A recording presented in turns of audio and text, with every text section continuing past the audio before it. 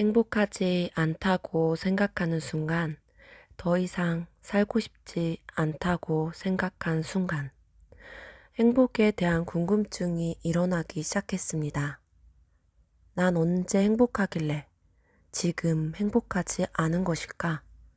난 언제 살고 싶길래 지금 살고 싶지 않은 것일까? 출발은 여기서부터였다고 해둘게요. 행복에 집착하기 시작한 게 당신도 예전에 저와 같은 시기이신가요? 오늘은 제가 2020년도에 썼던 글을 한번 같이 공유해 보려고 해요. 이제 블로그에 썼던 글인데 이거를 오늘 한번 같이 읽어 보도록 하겠습니다.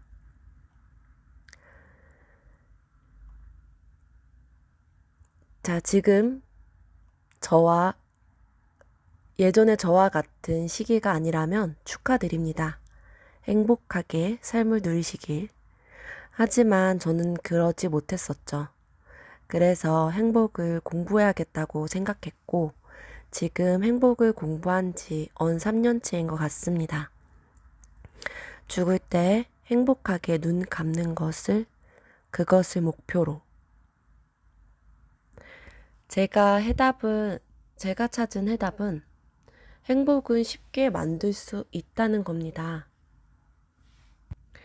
그것도 긴 여운의 행복. 기분이 좋지 않아도 우울해도 금방 행복으로 돌아갈 수 있는 방법들. 지금 놓인 처지, 즉 환경과는 별개로 충분히 행복은 만들 수 있다는 것이었고, 칠흑처럼 캄캄하고 아무것도 붙잡을 데 없는 망망대해에서도 작은 바늘구멍 같은 빛 하나를 만들어낼 수 있다는 것.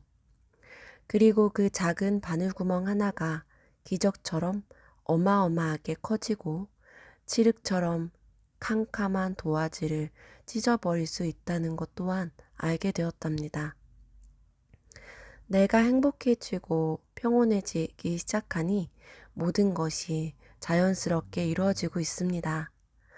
행복에 관련된 책, 강의들을 들으며 또는 나의 내면과 주위에서 일어난 일들을 겪으며 많은 방법들을 알게 되었고, 오늘은 그 중에서도 아주 기초적인 것들로부터 3가지만 같이 해보도록 할까 합니다. 첫 번째, 생각의 공간 확장. 아주 시야가 넓어지는 자연 환경 사진을 준비합니다.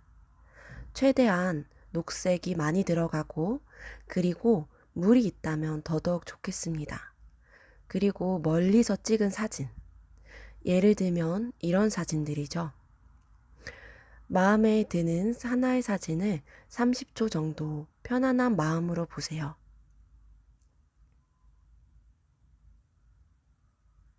좀 어떠세요? 시야가 확장됨을 느끼셨을 겁니다. 우리가 답답하거나 생각을 정리하고 싶을 때 바다를 보고 싶다거나 어디 여행을 가고 싶다 또는 떠나고 싶다 이렇게 흔히들 이야기합니다. 왜 그럴까요? 지금 이 것을 듣고 계신 분이라면 생각이 많이 좁아져 있을 확률이 높으실 겁니다. 또한 작은 일에도 꽤나 심각하게 고민할 확률이 크죠. 이런 자연 사진들은 시야를 확장해 주는 동시에 머릿속의 시간과 마음의 공간의 범위를 크게 넓혀줍니다. 한마디로 꽉 차 있는 디스크의 공간을 줌으로써 조금 더 여유롭게 생각할 수 있는 것이죠. 아주 살짝 머리의 여유를 줘봤습니다. 지금 너무 작은 틀 안에서 생각하고 있는 건 아닌지 생각해 봅시다. 두 번째, 내가 좋아하는 일 알기. 이것도 기초 중의 기초입니다. 하지만 제가 우울증에 걸렸을 때 이것을 너무나도 크게 간과하고 있었기에 그 지경이 되지 않았나 싶습니다. 제가 사람들한테 묻습니다. 당신이 좋아하는 일이 무엇입니까? 당신은 어떤 일을 할 때 행복합니까? 당신은 무엇을 할 때 살아있다고 느낍니까? 대부분의 사람들이 머뭇머뭇. 글쎄요. 뭐 퇴근하고 편한 옷으로 갈아입고 맥주 한 캔 따고 TV 볼 때? 아이들이 웃는 모습을 보고 있을 때요? 월급이 들어왔을 때? 답은 없습니다. 행복이나 좋아하는 일들은 주관적인 것이기 때문이죠. 이런 질문들은 추상적인 질문들이긴 하지만 자기 자신과 소통을 많이 했던 사람이라면 빠르게 나올 수 있는 답들일 겁니다. 여기서부터 시작해야 합니다. 나와의 소통. 그래도 저렇게라도 대답하신 분이라면 양호하신 겁니다. 이런 대답도 있죠. 모르겠어요. 글쎄요, 딱히 생각을 해보질 않아서. 저는 좋아하는 게 없어요. 이런 무념무상의 대답들도 있죠.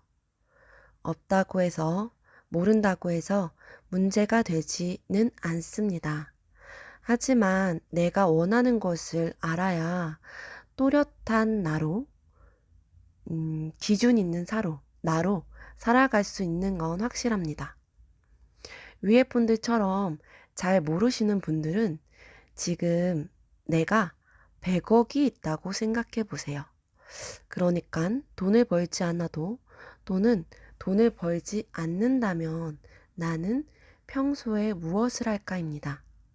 정말 모든 것에서 자유롭다면 5초 동안 잠시 상상해 보는 시간을 가져보도록 할까요?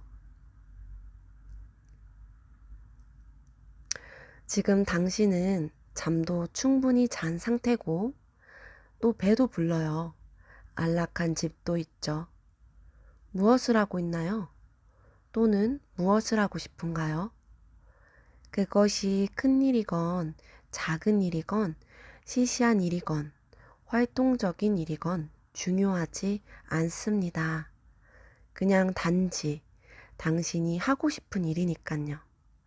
그것을 하나하나 써 내려가 봅니다. 그것은 여행이 될 수도 있고 또는 집에서 편안히 그림 그리기 또는 굉장히 다이나믹한 어떤 것.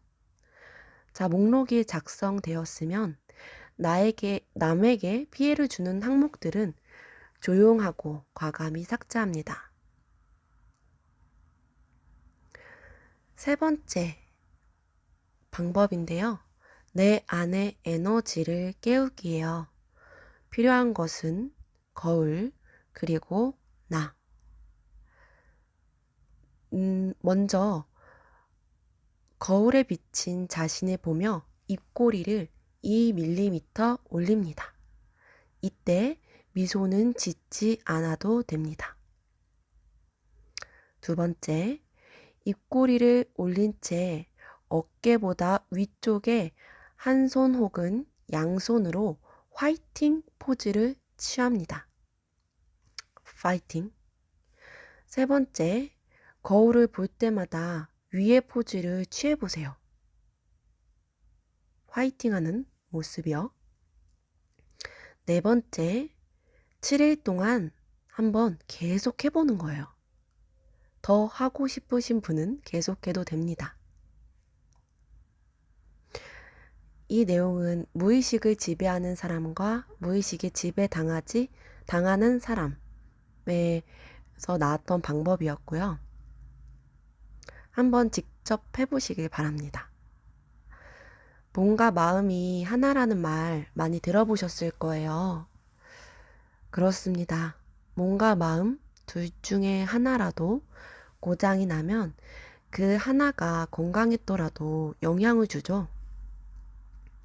이건 앞으로 제가 계속 이야기할 주제이기도 합니다. 몸은 마음. 예를 들어 아주 큰 아픈 이별을 겪은 사람이 있다고 가정해 볼게요. 그 사람은 이별을 한 마음의 상처를 받았죠. 입맛이 없고 이것은 몸의 반응. 이별은 마음의 상처, 입맛이 없는 건 몸의 반응이죠. 계속 침대에서 나올 생각을 하지 않아요. 또는 갑자기 살이 쪄버린 몸의 변화, 사람이 우울증 또는 대인기피증, 이것은 마음의 변화죠. 건강하던 청년이 다리를 크게 다쳐 쩔뚝, 몸의 변화, 자신감 상실, 공황장애, 마음의 변화. 이것들이 다 관련이 있다는 거예요. 만약 몸과 마음이 관련이 없다면 위의 상황들이 왔을 때 어느 날 다리를 쓰지 못하게 된다 하더라도 정신적으로나 마음적으로 문제가 없어야 관련이 없는 거겠죠. 하지만 정말 다행히도 몸과 마음은 아주 밀접하고 하나라 고장이 나면 둘 다 고장이 날 수 있지만 역으로 하나만 치유해도 둘 다 건강해질 수 있다는 말이 됩니다. 그렇기 때문에 지금 나에게 에너지를 부여하고 싶다면, 활기를 넣어주고 싶다면, 방금 했던 행동, 그 행동을 한번 해보세요. 해보시고 느낌이 어떠신지는 본인이 한번 판단을 해보시기 바랍니다. 좋은 동작이라고 자신 있게 말씀드리고 싶어요. 자, 이상 5분째였고요. 위에 3가지 것들을 해보시고 조금이라도 긍정적인 변화가 있으셨다면 댓글로 남겨주세요. 그럼 오늘도 들어주셔서 감사합니다.